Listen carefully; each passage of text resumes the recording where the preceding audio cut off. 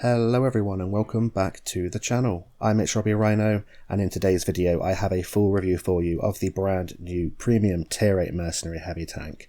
It's the Rhino, so finally World of Tanks console have named a premium tank after me. I wish that was true, of course that's a joke, however I'm very happy to have another vehicle named after the fantastic beast inside this game. So in today's video I'll tell you everything you need to know about the Rhino. We'll go over to Excel. We're going to compare to 3 other premium heavy tanks at tier 8, as well as the only other tier 8 mercenary premium heavy tank, the Brick. I'll talk to you about my commander and equipment setup, then we'll go over to tanks.gg, have a look at the turret and the hull of the Caernarvon Action 10 and the Tiger 2, because it does share that with the Rhino, and then I'll talk to you during some gameplay at the end to see how the Rhino performs on the battlefield. But this is the beast. What is the Rhino? Well, as I've just said, tier 8 mercenary premium heavy tank. It's got the turret of the Caernarvon Action 10, which is the British tier 8 premium heavy tank, the hull of the Tiger 2, so the German tech tree heavy tank, and also the gun of the Object 252U, or the Defender, a 122mm caliber gun with 440 alpha damage. And as you can see, there's some spaced armor on the front of the hull and some side skirt spaced armor on the side of the hull. But first we're going to have a look at the price and when you can get this vehicle. So it's available from today, which is the 10th of October as this video is going out, and you can get it right up until the 7th of November. You can get it in 3 flavors of bundles: the ultimate bundle, which comes with the equipment, premium time and boosters for 13,300 gold, the loaded bundle, which comes with just the premium time and the boosters for 11,300 gold, and then you've got the base bundle, which is the tank on its own, for 8,800 gold. So a pretty normal price for a tier 8 premium tank. Bear in mind there'll be sales coming up for Black Friday soon, of course, like Christmas sales, so you might want to save your gold if this playstyle doesn't suit you, but I'll tell you all the pros and cons as we look at the stats in just a little bit. So we're going to head on over to Excel with the stats of the Rhino here on the left, and we're going to be comparing to the tier 8 premium Soviet heavy tank, the Object 252U, which has the same gun the Rhino uses. We're also going to be comparing to the Charlemagne, which is a tier 8 premium British heavy tank with a 120mm caliber gun, but however that does still have that 440 alpha damage all of these 122mm caliber guns has. And lastly, the 50 TP prototype, which is a Polish premium tier 8 heavy tank, and like I said, 440 alpha damage on all of these tanks. However, the Charlemagne does have that 120mm caliber gun as opposed to a 122mm caliber gun. And then we're going to quickly have a look at the Brick, which is the only other tier 8 premium mercenary heavy tank, just to see how the Rhino stacks up if you have that vehicle. Not many do, because it's absolutely terrible. But we have the stats here of the Rhino on the left. Color coding wise, green's the best, red is the worst, orange is somewhere in between, and the ones highlighted in yellow are my base stats added to my commander and equipment stats to show you what has changed with my setup. We're going to start by looking at the bonuses. As it is a premium vehicle, it does have a silver and an XP bonus, 50% silver bonus, XP bonus of 10%, and no commander XP bonus. This is the same as all the other tanks in this comparison, including the Brick. And now we can get stuck into talking about the raw stats of this vehicle. So straight off the bat, you can see the Rhino has 1,580 hit points, which is 80 more than the other tanks in this comparison. So a nice healthy slug of hit points for the battles that you're going to be going into, and you definitely do need that amount of hit points when you get into tier 9 and tier 10 matchups, because although the armor is pretty damn good when you are top tier, it can struggle against those high penetration, high caliber rounds at tiers 9 and 10. Next, view range 380 meters. Again, this is the best in this comparison, joint with the Charlemagne, meaning you can afford to maybe drop something like the advanced optics if you're not too worried about spotting for yourself competitively. However, if you want to, you can get it up to a very good level, and that really helps you out on open maps where otherwise in slow moving heavy tanks you would be outspotted by even other smaller heavy tanks. So I recommend boosting your view range. It allows you to get out of some sticky situations and also getting some nice spotting, and it's much better, as you can see, than the 252U or the Defender, and even the 50 TP prototype, which has 370 meters view range. Next, we're going to have a look at the mobility of the Rhino, and this is a little bit different than the actual animal itself. The Rhino tank has an engine power of 870 horsepower, which is the best in this comparison, but that does not translate into a good power to weight ratio. You have spaced armour on top of a heavy Tiger II hull, a pretty heavy Caernarvon Action 10 turret with spaced armour, and a heavy 122mm caliber gun, which slows this vehicle down dramatically. You have a power to weight ratio of 11.75, which is terrible and much worse than the other vehicles in this comparison, with the Charlemagne blasting the competition out of the water with 16.67 power to weight.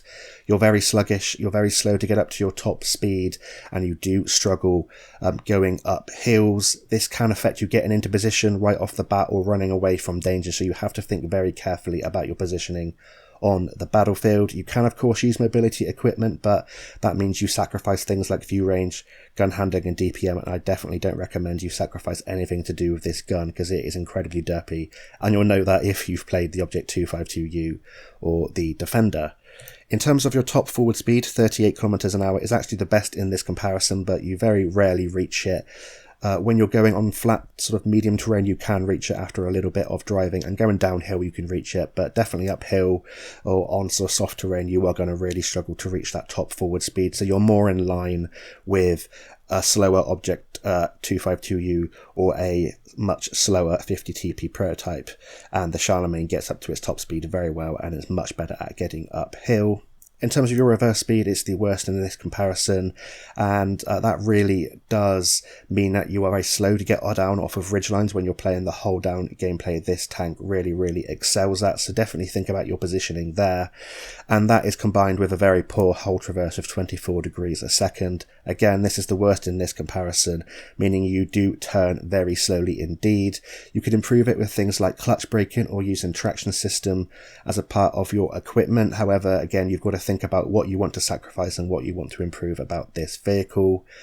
The turret traverse at 36 degrees a second does negate the hull traverse slightly, because you can get your turret and your gun around to your opponents that are trying to get around you, and your turret traverse will improve with gun handling skill, so definitely watch out for that. So yeah, you do have a really poor turning speed, really good turning speed on your turret, very slow to get up to your top forward speed, and you're a very heavy boy indeed, so definitely slow on the battlefield, and if you hate slow tanks, you're probably not going to enjoy the Rhino at all. When you finally do get a ram off or something like that, you're very heavy and it does deal a nice lot of damage. So now we're going to get on to the guns of all these vehicles, and like I mentioned earlier, the Rhino has a 122mm caliber gun, the same one that you get on the Object 252U. The 50 TP prototype also has a 122mm caliber gun, and the Charlemagne a 122mm caliber gun. The Rhino fires 3 flavours of ammunition. You have AP as standard rounds, premium APCR, and you have HE rounds as well. The AP rounds have 225mm of penetration for 440 damage, APCR 265mm of penetration for 440 damage, and those HE rounds 68mm of penetration, and your alpha damage jumps up to 530. So in terms of the alpha damage, you can see it's the same as all the other tanks in this comparison. The only thing that changes is the HE, with the 50 TP prototypes HE rounds having the highest at 560 alpha damage. In terms of your shell velocity, 1000 meters a second on your standard rounds on the Rhino, which is pretty respectable. You do have to give maybe slightly more lead if you're used to playing medium tanks or used to playing a lot of Cold War, and that does jump up to 1250 meters a second if you use the premium APCR. Pretty good for sniping at mid to long ranges. However, of course, it will lose penetration over distance, and HE 700 meters a second, just double your lead, very standard for HE. One thing to note in this comparison, the Charlemagne is a low velocity gun, so the shell velocities are absolutely awful, and as you can see, they are the worst in this comparison. In terms of standard penetration, if you don't like firing a lot of gold, you have the joint best with the Object 252U at 225mm. Although it's not the best you can get on a tier 8 heavy tank, it's still pretty decent, and if you do want to use those premium rounds, 265mm is more than enough to fool most things you're going to come across. Those super heavies get to the sides and rear and obviously aim for those weak spots. The best in terms of premium rounds goes to the Charlemagne at 270mm. However, it's much easier to hit with the Rhino and the 252U as well as the 50TP prototype. One thing to note about the 50TP prototype also is that it does have very poor penetration on both its standard and premiums, only 245mm. So yeah, watch out for that if you're playing that vehicle. And that's pretty much it for the 122mm caliber gun on the Rhino. Very derpy like the Object 252U, but you have very nice alpha damage where you chunk down your opponents, good enough shell velocity, and you have some pretty decent penetration. 68mm on those HE rounds is definitely very usable, but you are limited in terms of your ammo, so you might just want to only carry a couple for those tank destroyers, light tanks or artillery at the latter stages of the game. So that's it for that part of the gun. We're now going to get on into the gun handling and then the DPM, and then we'll talk a little bit about my equipment and commander setup. Then we're going to discuss the armor of the Rhino. So the aim time on the Rhino is 3.4 seconds.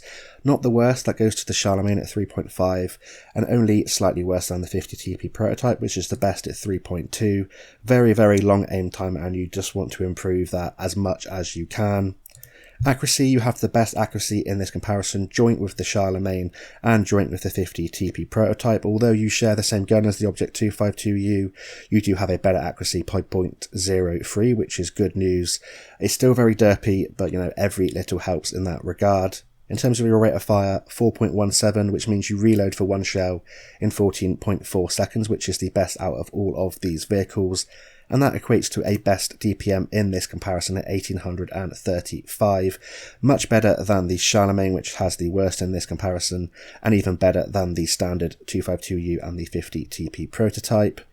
You're capped at 40 rounds per battle, which is usually alright because the DPM isn't astronomical, better than the Object 252U, and 5 more than the 50TP prototype, but the Charlemagne comes out on top with 60, but you can never use all of them with the horrific DPM that that tank has. Lastly, gun depression, very important statistic, 8 degree, which is very good on many different ridge lines, better than the 252U, slightly worse than the Charlemagne, which is the best at 10 degrees, as well as the 50TP prototype at 10 degrees, but 8 degrees is more than enough to use many different positions, and I find it very comfortable to use.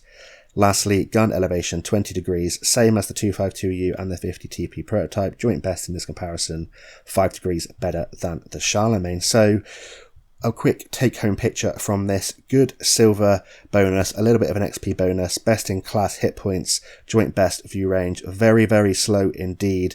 Your turret traverse is good, however you turn very slowly, so think about your positioning. Decent enough shell velocity, good standard penetration, decent premium penetration, nice high alpha damage, joint best in this comparison, the same with all these other vehicles. Decent HE pen if you want to use them. Gun handling is derpy, but not as bad as it can be, and it is better than the other tanks in this comparison. So, in terms of my equipment, what do I run on the Rhino to make it as good as possible? Well, in terms of my equipment, I run advanced optics, advanced loader, and gun stabilizer. I was very much considering dropping the advanced optics and using a ventilation to further improve the DPM of this vehicle, or the gun lane drive to improve that aim time. However, I really want to be able to spot for myself, and it's more than made up for it in the games you'll see at the end, where I do get a bit of assistance by getting forward, and it can help you out in those tier 9 and tier 10 battles. But if you just cannot stand that aim time, you could drop either the loader or the advanced optics and use either the vents or the gun laying drive. And in terms of the commander skills, I run Sixth Sense, Born Leader, Rapid Loading, Steady Aim, Rapid Aim, Snapshot, Situational Awareness, Track Mechanic, and Off-Road Driving. So Sixth Sense and Born Leader run on every single one of my commanders, the most important skills in my opinion, along with Rapid Loading to improve the DPM. 3 gun handling skills. I don't use running gun because I never fire on the move if I can help it with this vehicle, as it's so derpy. Situational awareness to further improve my view range by 6%. Track mechanic, you're a pretty big boy and you're a heavy tank brawling, so you want to make the most of that skill to be able to repair 25% quicker, and off-road driving to improve my handling on soft terrain and moderately soft terrain. You could use clutch braking as well and drop one of those skills so you could turn your hull a little bit quicker. But if you use the same setup as me, you'll now be looking at a view range of 486 meters, which is more than enough to be able to spot for yourself, and pretty good for a tier 8 heavy tank. In terms of the mobility, the only thing that's changed because of the gun handling skills is the turret traverse, 43.79 degrees a second, which is pretty quick considering the hull turns so slowly, and it does negate that poor hull traverse just a little bit. And in terms of the gun handling and DPM, aim time's dropped from 3.4 to 3.13, so still not fantastic. You do have to let it aim in, but when you let it aim in, I've now got an accuracy of 0.36, which has dropped from 0.44, so that's pretty good for the caliber of gun. Rate of fire's gone up to 5.71, which means the reload's dropped from 14.4 to 10.5 seconds. And the DPM, which was best in this comparison, has gone up to 2,512, and that's pretty good for a 122mm Soviet gun with 440 alpha damage on its standard and premium, and 530 with its HE rounds. And it's more than enough to keep chunking your opponents down, and it works for me. However, you might want to choose something different with your setup. This is just a recommendation, and one passing mention to the consumables: large med, large repair kit, and combat rations to improve the DPM, gun handling, and my view range as well. So that's it for the stats of the Rhino. Let's have a quick look at comparing it to the Brick, which is the only other tier 8 mercenary heavy tank, just for a quick comparison. They're not too similar, however it might be of interest to some of you. Then we're going to go over to tanks.gg, have a look at the armor, and then we'll talk about the gameplay at the end. So in terms of the comparison with the Brick, you can see same bonuses: 50% silver, 10% XP, and 0% on the Commander XP. The Rhino has the better hit points at 1580, so 80 more than the Brick and 30 meters more view range. Have a better engine and a pretty considerable, comparable, I should say, power to weight ratio, so very, very slow indeed. However, the Brick does go forward and backwards much better than the Rhino. Hull traverse is the same at 24 degrees a second, however the Rhino has the best turret traverse. The Brick has a 100mm caliber gun, so lower alpha damage at 280. It has the same standard penetration but slightly higher premium rounds. Shell velocity is worse on both its standard and its premium, better on its HE rounds. And in terms of the gun handling, lower caliber gun, it only goes to reason that it's got better aim time, better accuracy, better rate of fire. The reload 7.4 seconds and the DPM's 2,271, so quite a bit better than the Rhino, but you are lacking the hit points, the view range, the turret traverse, shell velocity, and you're also lacking that big boy alpha damage. One thing about the Rhino that is great is that 8 degrees of gun depression blows the Brick out of the water, and in terms of gun elevation, the Brick is slightly better and carries slightly more ammunition, but the Brick is very, very power crept in this game and not many players have it, but I thought it'd be interesting just to show you that little bit of information. So we're now going to head on over to tanks.gg and we're going to have a look at the armor of the Rhino. So it has the Caernarvon Action 10's turret, and this is the Caernarvon Action 10's turret here on tanks.gg. Just forget the hull, and we're only looking at the turret of this vehicle to see how effective it is. Then we'll go and have a look at how effective the hull is. So turret, if you're looking straight at the Rhino, to go through the turret, you're going to need from 254 up to over 300mm to go through when it's not using any of its gun depression. To go through the roof, you're going to need around 250mm of penetration. It does have a cupola here on top and the front left as you look at it, and you only need around 130mm to guarantee going through the cupola, but when it's using its gun depression, it's very hard to hit. You do have these spaced sections to the left and right of the mantlet, which is 14mm of spaced armor, and that protects against HE and heat as well. And let's put this gun depression to work. So this is 10 degrees. We're going to use the 8 degrees that the Rhino has there. and see how effective the turret is. So when it's using its 8 degrees of gun depression, the actual Caernarvon Action 10 has 10 degrees. You're looking at 300mm to go through around the gun and the mantlet. Auto ricochet angle on top of the turret, so only shoot it if you're at level or above it. Cupola you can still hit, but it's a very hard shot, and the outer edges of the turret are very, very hard to hit with a lot of auto ricochet angles towards the side, and you need sort of tier 9, tier 10 penetration, 260, 270, 280mm to be able to go through. Of course, tier 9 and tier 10 tank destroyers can just butcher the front of your turret, but that's, you know, just a case of being a tier 8 in a tier 10 matchup. So very, very good even when it's just looking at you, but that cupola is the big weak spot. When it's using 8 degrees of its gun depression and you're looking up at it, yeah, you're going to very much struggle if you're a tier 6, tier 7, and even quite a lot of tier 8s and 9s could struggle to go through this turret. And it also uses the Tiger 2's hull, so in this comparison we're going to completely ignore the turret and just look at the hull. When you're looking at the Rhino dead in the gun, the hull has 160mm of upper plate armour, and it has 100mm of lower plate armour. So to go through the upper plate, you need around 220mm to go through the upper plate, and to go through the lower plate, 160mm. However, when you're angling at 40 to 45 degrees, this becomes increasingly stronger, and then you need around 250 plus to be able to go through on quite a lot of the upper hull. The lower plate's still a weak spot, however some tier 6s and 7s will struggle to go through, needing 190, maybe 200mm to be able to go through the lower plate when it is angled. You have 80mm of side armour on the Rhino, which means it's great for side scraping like this, auto ricochet angle, and people won't be able to go through. Just be warned, they'll be shooting this part and be able to go through with 240 plus millimeters of armour, so a great side scraper. If you get hull down like you've seen with the Caernarvon Action 10 turret, you have fantastic godlike turret armour with a small cupola there when you're using your 8 degrees of gun depression. Enough side armour so that you won't get overmatched in this game, which is absolutely fantastic. You can get penetrated from the front through the drive wheel, so watch out for that when you poke around corners, but you want to angle like this with the front of your tank, make it as strong as possible. Don't over angle when you're side scraping, angle at this kind of level and you should be golden.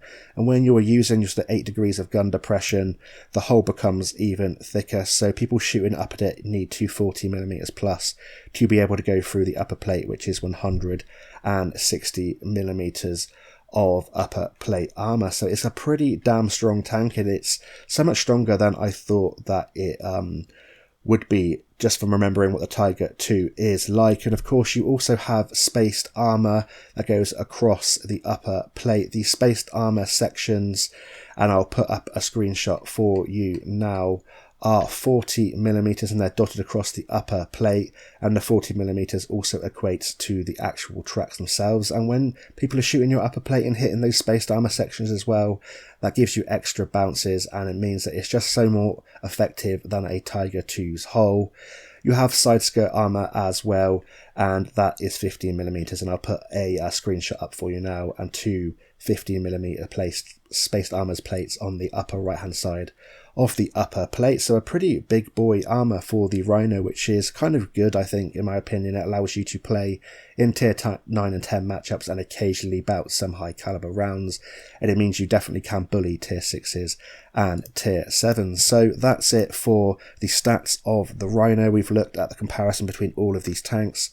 I've shown you the armor of the hull and of the turret. We've talked about the gun, and now I have 3 gameplays for you in which to demonstrate how the Rhino performs on the battlefield. So we're going to first go into 2 tier 8 matchups, and then we're going to see how it performs in a tier 10 game. So I'll see you over in the first gameplay in just a second. So here we are in the first gameplay of today's video, and we are here on Fisherman's Bay in the Rhino, and we have spawned in the southern spawn. We're going to make our way to the mid ridge, which is along the E line, try and use the 8 degrees of gun depression that this vehicle has. Use the armor on the turret and put some big boy alpha damage into the opponent. So right off the bat you can see just how slow this tank is. However, it allows us to aim a shot there on the move into a T92. We do set him on fire and that allows us to pick up 533 damage. He gets taken out and that's a great start, getting one of the enemy light tanks out of the battle before we've even made our way into position. You can see how slow it turns and how slow it is getting into position, which if you hate heavy tanks and you hate slow tanks, this probably isn't going to be the one for you. But when you do get into a good position, the armor seems to work really, really well on this vehicle. And like I was talking about in the stats review of this vehicle, I remember playing the Tiger 2 and I can't remember the armor being this good. And there are a couple reasons why that is. Firstly, it's got the Caernarvon AX 10's turret, which is much better than the Tiger 2's turret, much more effective. And secondly, there's those 40mm of spaced armor sections all across the upper plate, which just further increases its effectiveness. And as you can see, when I'm angling a sort of 35 to 45 degrees of angling, it's really, really effective at bouncing. And across these 3 games, you're going to see me bounce quite a lot of rounds, even some in a tier 10 matchup. So we put a nice shot there, taking our damage total to 1413, trying to get a side shot there into the side of the Jagdpanther 2, just trying to keep that Jagdpanther 2's position in the back of my head, because I don't want to take a shot into the side of my tank from that Jagdpanther 2. A lot of my hit points would go pretty quickly. And as you can see, my loadout for this battle, I did it as a stock loadout, completely forgot to do the ammunition in my excitement playing a tank called the Rhino, which means I don't have too many APCR rounds, so you're going to be able to see how it does once I fired them off. I did load them for the Jagdpanther 2 superstructure when that tank was hull down, but now we're fighting a KV-85. Yeah, we don't need those premium rounds because the standard penetration's decent enough. It's not sort of the best kind of thing that you can get on a tier 8 vehicle, but it's by no means bad penetration. And it looks like we've won this mid-ridge. We're losing the western side of the map down that one line, so we're going to try and take out this bulldog. I'm sat here for a bit too long. I probably should just advance, should have fired there. I'm a little bit wary still in this game of the shell velocity because I'm used to playing the last couple of days of Cold War with great shell velocity, so giving a little bit more lead than I would, especially with a slightly derpier gun. But when you let it aim in with a pretty long aim time, it still seems to hit more often than not. It doesn't feel quite as derpy than the Defender's gun, and that's because you do have that 0.03 better accuracy, which is great news, and it's much more flexible than the Defender because you can use that 8 degrees of gun depression on the ridgeline. So I'm feeling really confident here. We are up by 6 tanks, and I'm just going to go around this corner at an angle. IS is probably going to bounce off me. He does, which means that we can just go straight through him, and then we're going to angle round back around this corner. You can see the reverse speed's pretty slow, so you do have to be careful about that.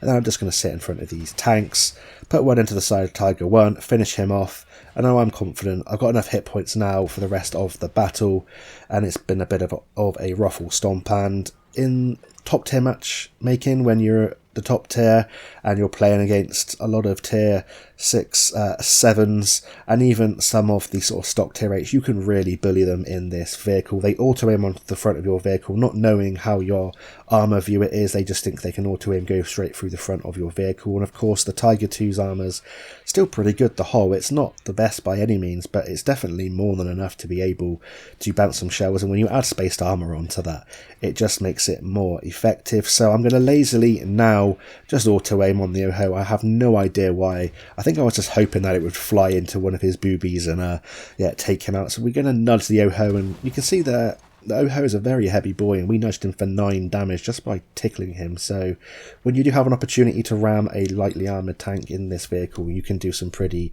gnarly stuff. But that's a very quick game there, just showing you a typical game that I was having when I was top tier in the Rhino. That's a high caliber there. We finished in the MVP slot with 2 kills, 3.4k direct damage, 640 assistance, and we blocked 1590.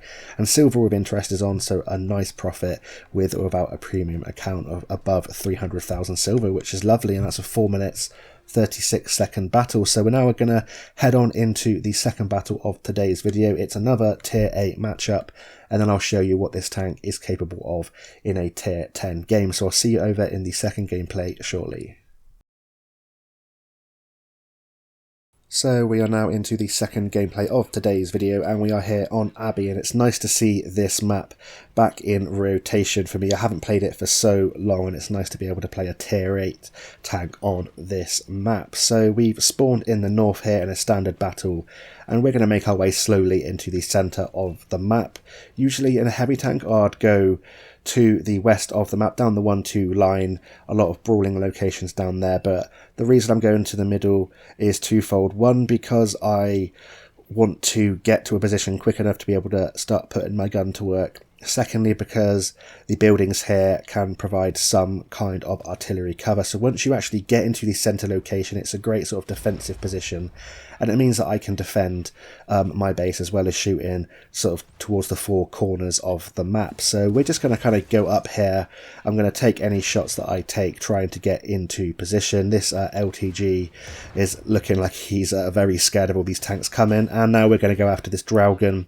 He auto-aims, I think, into our upper hull, probably not knowing what the armour of the Rhino is like, and we're just going to face hug him, and at this angle he's going to struggle to be able to go through us, and then we're going to nudge him against this wall. With our weight we should be able to keep him there, keep nudging him, doing little bits of damage, and then we're just going to finish him off with a shot into the turret ring, and that's a good start there. We bounced 1.1k already, and we got 1000 assistance, and I told you I come here because I was trying to avoid some of the arty fire, and of course who was aiming at me? It was the arty. So we don't have quite enough gun depression there to be able to go down and shoot that freedom, and unfortunately we bounce off the VK 1001P. Funnily enough, it's the tier 6 that has started to actually pen us. We are angled at 45 degrees. It looks like I was over angling there slightly, and he was going through my drive wheel. So we're going to turn our attentions now to this 3002M. Guess where he is behind this destructible cover, and go through him. And as you can see, even though the DPM isn't fantastic, it's better than something like the Defender or the Charlemagne, and it just feels like you really chunk your opponents down, and it doesn't take too long before your damage starts to rack up. You do lots of nice crits, you track people a lot because of the higher caliber gun, and I've had quite a few fires, and I've only played a handful of games already in this vehicle. Yeah, the only real downside is that slow hull traverse, and yeah, that slow engine power, meaning that you are a long time getting into position. But I've been having a lot of high rolls as well. When you roll above 440, it really feels like you're putting the hurt onto the enemy. And now we've got onto a good position to be able to finish this freedom off. Our team are kind of capitulated down the 8 line, so it looks like we're going to have to be defending the base, trying to reverse to get hull down against that ISM, but he gets taken out by a friendly Barask, and now we're just trying to get some shots towards the north, towards our base, and protect it. You can see when you do aim in, it isn't as derpy as the Defender. It still feels a little bit derpy, but not quite as bad. And now it's just about trying to get as many rounds out as quickly as possible. Not the best DPM, and unfortunately there we missed the killing shot on the tier 6. However, if we're going to keep rocking backwards and forwards, angling our armour, and seeing how effective it is, and you can see how effective already in these first 2 games when you are top tier, how good it can be. Unfortunately, it looks like this is going to be a little bit of a last stand, as all of our tanks are capitulating, and they're going back to the garage and picking a different tank. The Absolution that was putting rounds into us a bit further away is struggling as we are moving and angling a little bit better, and yeah, he's going to back off now as he is a one-shot. We're up to 4.1k damage and 2.7k blocked, and it really is just a top tier bully of a vehicle. And with this silver with interest, it's going to pick up some nice silver for me. The sort of downside now to this vehicle, as you're going to see when you get into tier 10 matchups, is you've got to be a lot more patient and think about your positioning a lot more than you would when you are top tier, but I'll talk about that in the next gameplay. Get a kill finally on the Absolution, making him pay, and this is where that, extra 80 hit points might be able to let me take one more shot in this game and allow me to be able to put a little bit more of damage in this last stand. Our base is going to be contested very shortly, and I'm very wary to sort of leave this position because you can defend the base from this position. However, I don't know if I'm going to have shots or be able to spot what's in the base. Missile shot there on the LTG, not the best shell velocity, but you can sort of get acclimatized to it and do pretty well. And there is the base, which I was suspecting. Thinking about going up there to the archways, but I'm just going to go around and go forward towards the base and hope the artillery doesn't hit me or doesn't do much damage. And yeah, we are now against 8 tanks, and there's only 3 of us, including 1 artillery, so it's not looking too good. However, we're going to stop here. We're going to aim in for as long as I feel like I can, take out the Dragon, and then we can advance, load some premium against this VK 1001p. And as you can see there, we've blocked 3.5k damage, showing how good this armour is with the addition of that spaced armour. Heavy tank number 6 to my side, and if this tank wasn't here, I think like I might have been able to get out of this situation. I'm thinking about just going up and resetting, but we've still got a minute, so I'm going to have to turn around for this heavy tank number 6. Put one in there on the move, no problem at this kind of distance, and the artillery is absolutely peppering us. Unfortunately for us, the VK 1001p does what he should have done and just taken us out. But in a defeat there, a decent defeat, we pick up 4 kills, 5.3k damage, high caliber, sniper medal, second class, and yeah, a pretty good game in the Rhino there. Again, showing you how good this thing is when you are top tier. Didn't take too long for us to get 5.3k damage, only 5 minutes and 41 seconds. So that's it for the second gameplay. We're now going to head on into the one and only tier 10 matchup that I'm able to show you today, but I'm sure there'll be more coming on the channel very soon. So I'll see you over in the tier 10 gameplay in just a tick.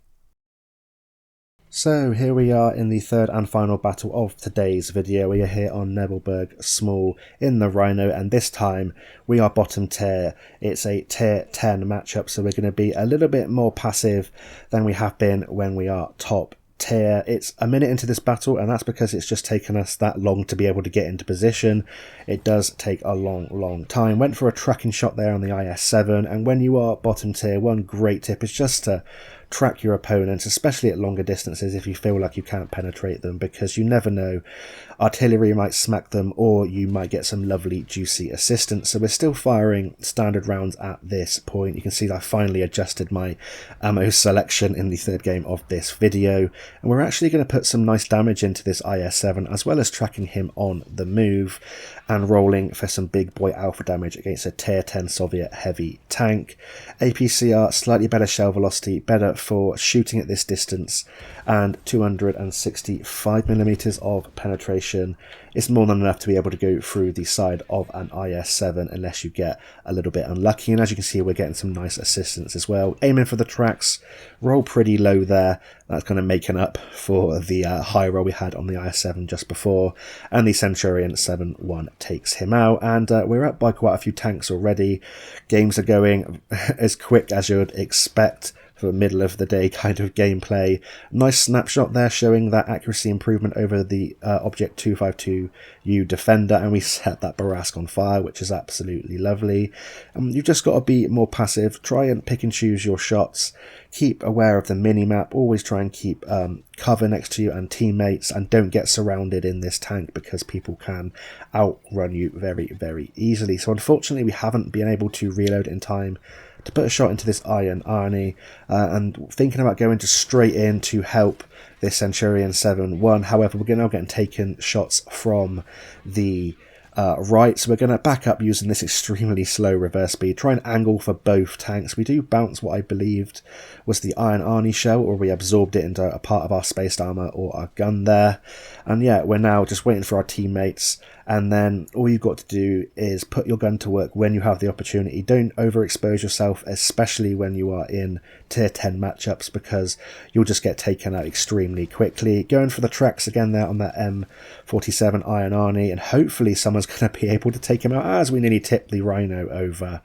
And now it's all about trying to chase down this last bit of damage, but we are very slow, and this is what the Rhino isn't good for, is chasing down that last bit of damage. But we just did our job. We tracked opponents when we could and penetrate them. When we could, we loaded the premium rounds just for that reason. Good accuracy, let it aim in, and you don't have to hit too many shots to have decent games in this tank. You don't have to sort of expose yourself, get into these brawling situations, especially when you're bottom tier. Think a little bit more smart and you can have good games. And I was really thinking this tank wouldn't be very good. I thought it would be just really boring, and I really wanted to like it because of the name, but I actually genuinely quite enjoyed playing it. It's a pretty decent tier 8 heavy tank. I wouldn't say it's probably worth 8,000 plus gold.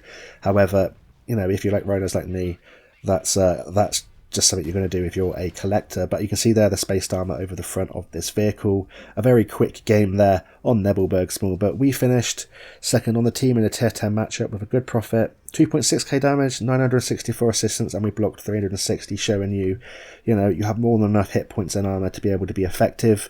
Just be a little bit more passive, support your heavy tanks, and when you are top tier, you can absolutely bully the opposition. So that's it for my review of the Rhino. Really quite like it. I don't usually like mercenary tanks, but this will be probably one that I'll play quite a bit. Mainly because of the name, but also because it is quite decent. So thank you very much for watching today's review. I hope you found it informative and or enjoyable, and if you liked it, please leave a like down below. It really helps the channel out, and until next time, I'll see you on the battlefield, and bye for now.